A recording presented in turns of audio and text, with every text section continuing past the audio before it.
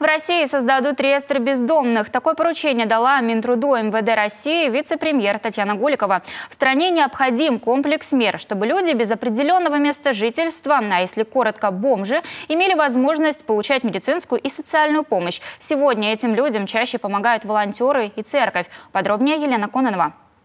На вещевом складе Иверского кафедрального собора в Воркуты приятные хлопоты. Священнослужители собирают новые стеллажи и вешалки. Теперь есть куда складывать вещи, которые для нуждающихся собирают благотворители. Это помещение просторнее прежнего. Здесь можно спокойно выбирать одежду, соблюдая социальную дистанцию. О расширении мечтали давно. Теперь это стало возможным благодаря гранту конкурса «Православная инициатива-2021».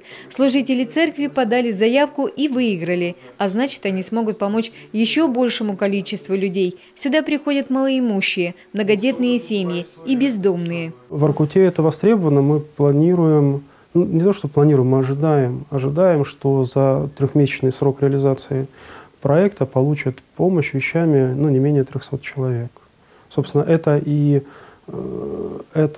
информация и дана в грант, потому что мы, понимая, что так прикинув и поняв, что мы действительно где-то, может быть,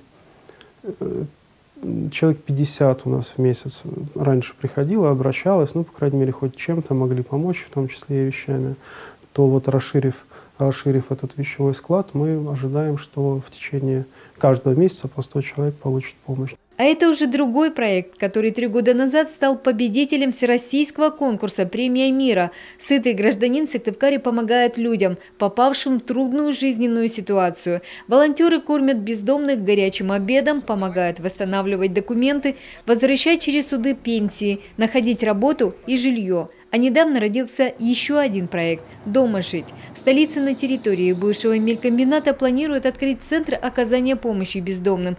Здесь будут помогать людям забыть уличную жизнь и вернуться к нормальной. Здесь они будут жить по контракту на полгода. Это некий будет дом по правилам, где обязательные условия для них будут выставлены. Это посещение лекций, это трудоустройство на работу, у кого не будет физических ограничений.